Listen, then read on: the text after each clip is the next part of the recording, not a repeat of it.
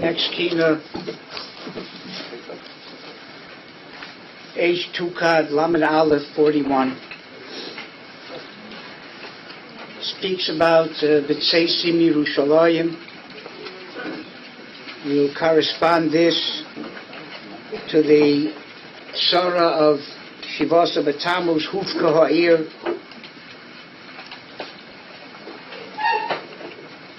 Speak about Yerushalayim. The Morah says, how did Yerushalayim get its name? Malki Tzedek, who was Shem ben Noach, Melech Shalem, he called the city Shalem, perfect.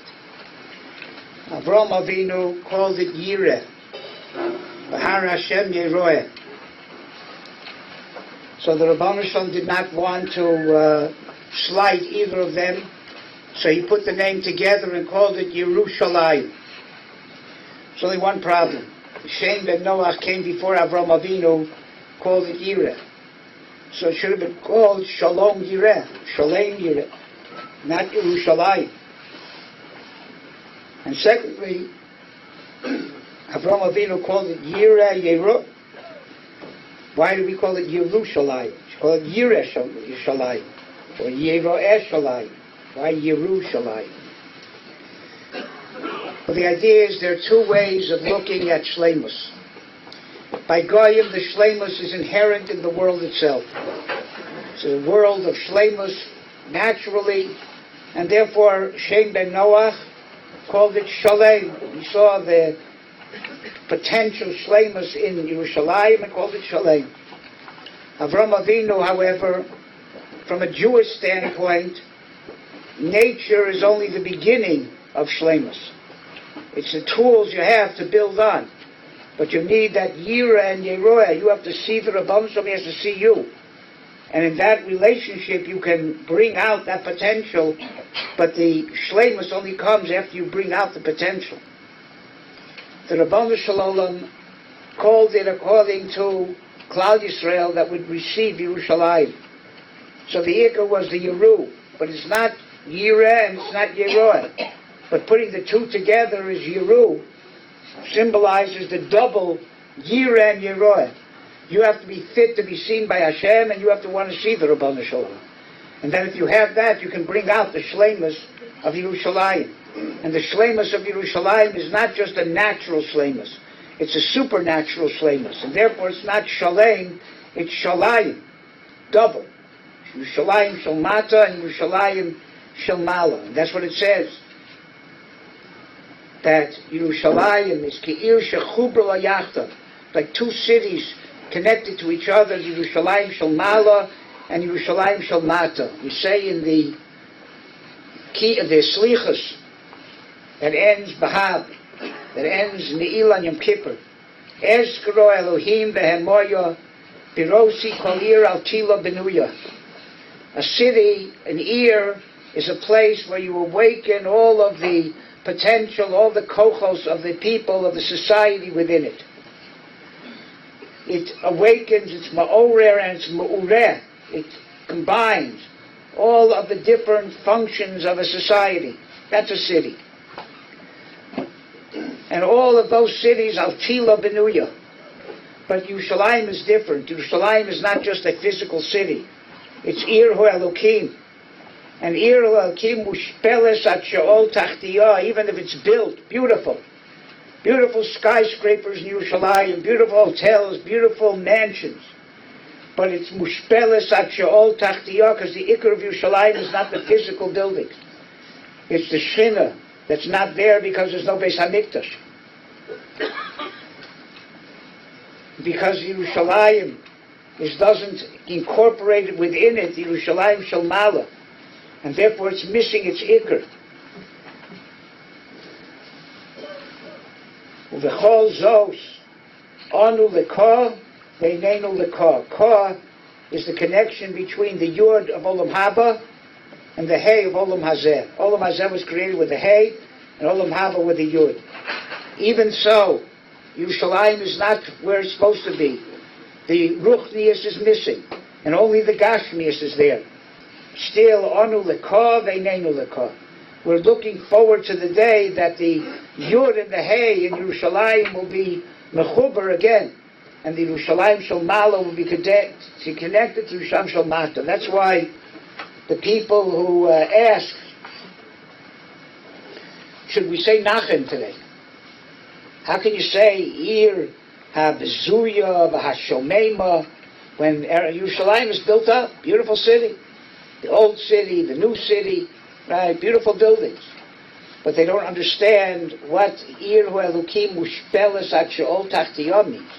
And people who should understand, big people who have the same question, but obviously they're not familiar with the ikr of what Yerushalayim is. They're amazed with the physical buildings, but don't realize that with all those physical buildings, it's still called Ha'ir Hashvela v'Habezuya v'Hashomema Ir Hu Elokim Mushpeles Ad Sheol Tachtiyom.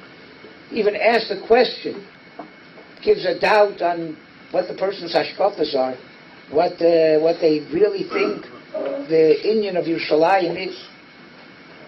Similarly,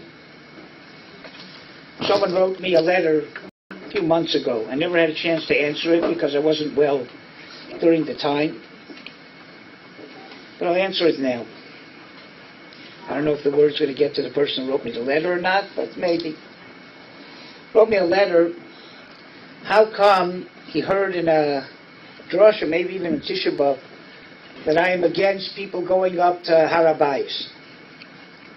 When he delineated so many mitzvahs there are in going up to HaRabayis, right, how important it is, and I came out all Gedolei Yisrael, from all the different chugim, including Rav Kook, and many, many fine Dati Leumi, Choshev Gedolei Yisrael, were against going up to HaRabayis, who it was also to do.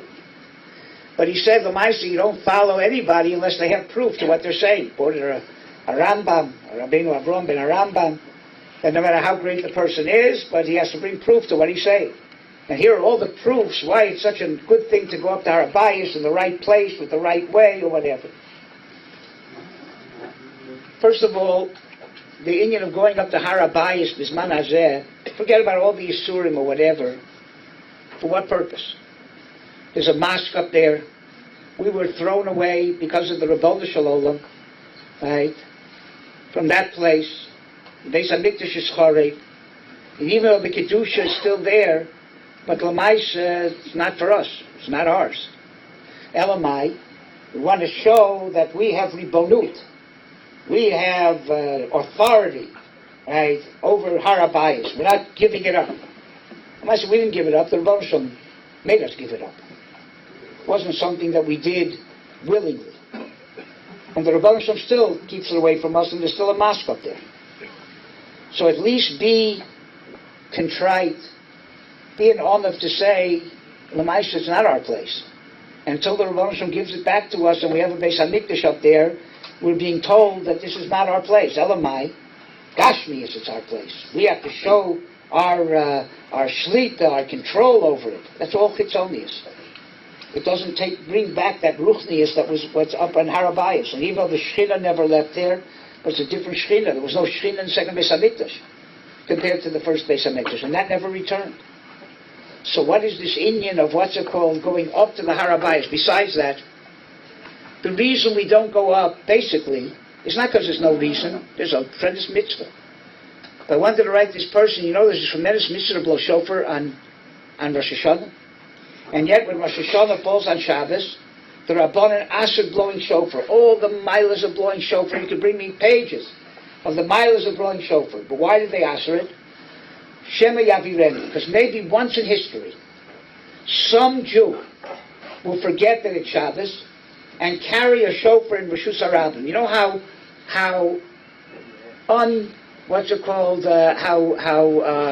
Improbable it is. I don't know if it ever happened. But because one Jew, Beini Michal Shabbos, it's kedai to mevatel every time Rosh Hashanah falls on Shabbos, mevatel shofar. And lulav and sukkahs.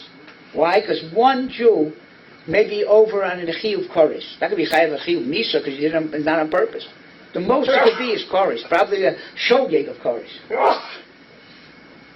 So letting people go up to Harabayas, even if you know how to do it, you go to the mikveh and you and you go only to those places. How many other people probably are going to go there because Jewish Jews go there? They don't know there's anything wrong with it. So if one Jew in history would go there, it's kedai to Asr. This is going to make other people go up. They have no idea how you're supposed to go up or whatever and where to go. Beyond that, like we said, Jewish honor is very important. Go up to HaRav, you're making a statement. We own this place. Jewish honor. But how about Jewish life? We see how the Arabs react to Jews going up to HaRav. You're being matkir Jewish life. Again, maybe somebody else is going to be affected, not the people who go up there. But Jewish life is more important than Jewish honor. That's what the Gedolim of all the generations said. So now these Gedolim may not have proof why it's not such a mitzvah or whatever. That's not the Indian. They also agree it's a mitzvah. They know as much as this person who wrote me the letter, how many mitzvahs there are going up to Harabayas and how many things are great. Those same Gedolim are responsible for Klal Yisrael. They're responsible that one Jew shouldn't be chayiv kores and that no Jewish life should be in danger. With all the rayas or whatever from people who don't understand that bigger picture, it's meaningless. And that's why Gedolei Yisrael are Gedolei Yisrael, and not small people who can look at the picture but in a very limited way, see mitzvahs and chiyuvim or whatever, and not see the bigger picture of why Chazal asked mitzvahs on Shabbos, because one Jew in history may come to be over Koresh, and why they asked things because of Pikuach Nefesh.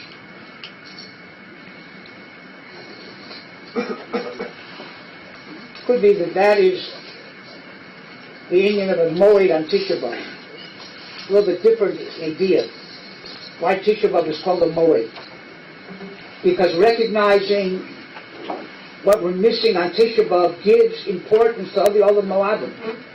If you want to really appreciate the Chelus of Pesach, you have to appreciate what we're missing on Tisha B'Av, the lack of Chelus. If you want to appreciate Matan Torah, you have to appreciate the Ein Torah of Tisha B'Av. And if you want to appreciate Zman Simchaseinu, you have to understand what it means not to have Simcha.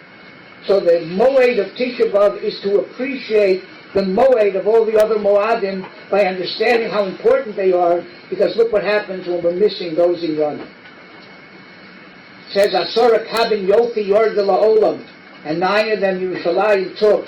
Yofi is not the physical beauty.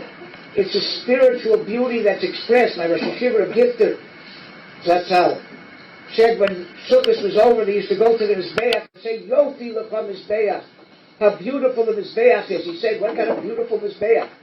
After 7 days of Sukkot, all those hundreds and thousands of karbonos, it looked like a barbecue that was disgustingly full of fat and grime and grease. You go to your barbecue in the backyard that you haven't cleaned in 10 years and say, Yofi L'cha barbecue. Yofi L'cha Mizbeach. But he said it wasn't the physical beauty. The spiritual beauty of Kaparas Avonos. That's what they saw. They saw that spiritual beauty that emanated what that those grime and grease and ashes represented. Yerushalayim, the Ikra of Yerushalayim was Ruchnius. That's why the Gemara says in Psachim that Chavei Tveria and Peros Genusha didn't exist in Yerushalayim. People should come to Yerushalayim l'shem shamayim, not for a good hot bath or for nice fruit. That's what Chazal say. V'atiferes ze Yerushalayim. What's Pe'er? Pe'er is tefillin. Right? It's the yofi that a person's connected to Hashem. That is Pe'er. That's beauty.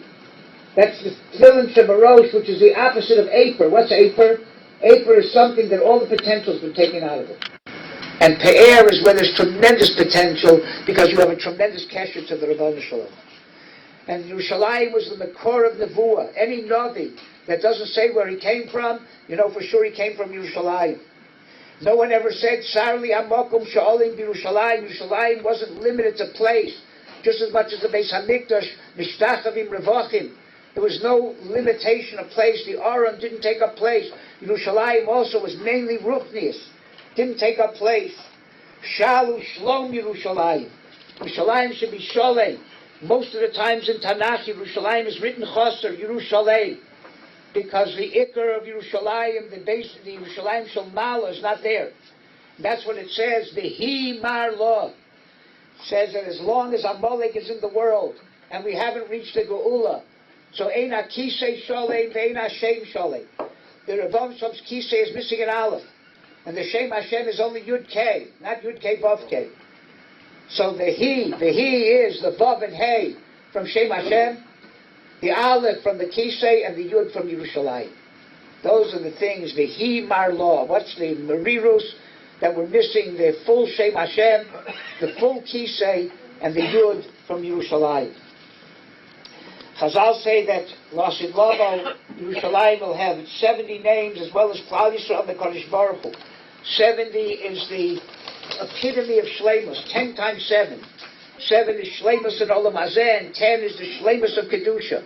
So each one will have 70 names to represent the Kedusha of Klal Yisrael, the Kedusha of Yerushalayim, the Kedusha of Makom.